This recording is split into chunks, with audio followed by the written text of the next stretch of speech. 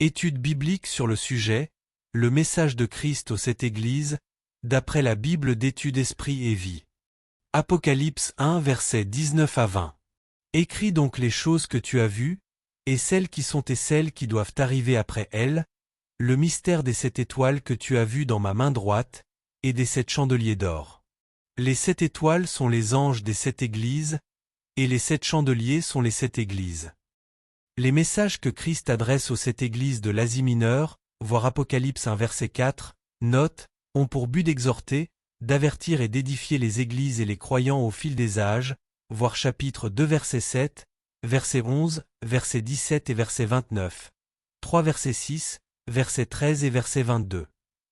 Ces messages sont utiles pour les églises d'aujourd'hui du fait qu'ils contiennent. Premièrement, une révélation de ce que Jésus-Christ aime et chérit dans son Église, et de ce qu'il déteste et condamne. Deuxièmement, une déclaration claire de Christ quant à a. La conséquence de la désobéissance et de la négligence spirituelle, et b. La rétribution de la vigilance spirituelle et de la fidélité à Christ. Troisièmement, un modèle à l'aune duquel toute Église ou tout individu doit évaluer son véritable état spirituel devant Dieu. Quatrièmement, un exemple de la stratégie que Satan adopte dans sa lutte contre l'Église ou les chrétiens, voir Juge 3 verset 7, note. Cet article explore chacun de ces domaines en ayant recours à un système de questions-réponses. Premièrement, de quoi Christ fait-il l'éloge? Christ fait l'éloge de l'Église qui ne supporte pas le méchant, Apocalypse 2 verset 2, qui éprouve la vie, la doctrine et les revendications de ceux qui se disent responsables parmi les chrétiens, chapitre 2 verset 2, qui persévèrent dans la foi, l'amour, le témoignage, le service et la souffrance pour Christ, chapitre 2 verset 3, verset 10, verset 13, verset 19 et verset 26, qui haït ce que Dieu haït, chapitre 2 verset 6, qui remporte la victoire sur le péché, Satan et le monde impie, chapitre 2 verset 7, verset 11, verset 17 et verset 26, 3 verset 5, verset 12 et verset 21, qui refuse de se conformer à l'immoralité de ce monde et à l'impiété dans l'Église, chapitre 2 verset 24, 3 verset 4, et qui garde la parole de Dieu, chapitre 3 verset 8 et verset 10. Deuxièmement, comment Christ récompense-t-il l'Église qui persévère et demeure fidèle à sa personne et à sa parole? Il récompense de telles églises a. En les délivrant du temps de persécution qui surviendra dans le monde, chapitre 3 verset 10, b. En leur accordant son amour et sa présence, et en jouissant d'une communion intime avec elle, chapitre 3 verset 20, et c. En les bénissant à travers le don de la vie éternelle avec Dieu, Apocalypse 2 verset 11 verset 17 et verset 26, 3 verset 5 et verset 12, 21 verset 7. Troisièmement, que condamne-t-il? Christ condamne l'Église qui lui consacre de moins en moins de temps, ainsi qu'à son Père, Apocalypse 2 verset 4, qui abandonne la foi biblique, qui tolère l'immoralité de ses dirigeants, de ses enseignants et de ses laïcs, chapitre 2 versets 14 à 15 et verset 20, qui est devenue spirituellement morte, chapitre 3 verset 1, ou tiède, chapitre 3 verset 15 à 16, et qui substitue le succès et l'affluence, chapitre 3 verset 17, à la véritable spiritualité, c'est-à-dire à la pureté, à la justice et à la sagesse spirituelle, chapitre 3 verset 18. Quatrièmement, comment punit-il les églises qui s'affaiblissent sur le plan spirituel et qui tolèrent l'immoralité?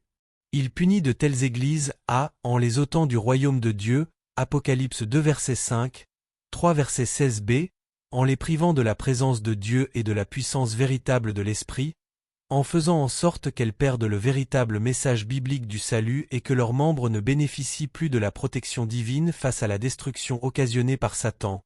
Apocalypse 2 verset 5, verset 16 et verset 22 à 23, 3 verset 4 et verset 16, voir Matthieu chapitre 13, note sur le bien et le mal au sein du royaume des cieux en ce siècle, et c. En plaçant ses responsables sous le jugement divin, Apocalypse 2 versets 20 à 23. Cinquièmement, que révèle le message de Christ quant à la tendance naturelle des églises à la stagnation spirituelle, au déclin et à l'apostasie?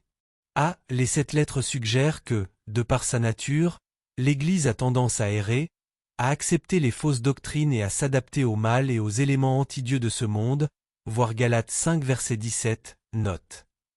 B. Qui plus est, nous voyons que les églises souffrent souvent aux mains des apostats, des méchants et des infidèles, Apocalypse 2 verset 2, versets 14 à 15 et verset 20.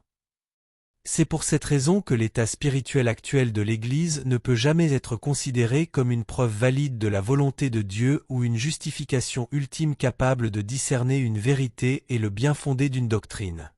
L'Évangile, c'est-à-dire le message original de Christ et des apôtres, est l'autorité suprême par rapport à laquelle on mesure la vérité et l'erreur. Sixièmement, comment les églises peuvent-elles éviter la décadence spirituelle et le jugement de Christ qui en découle?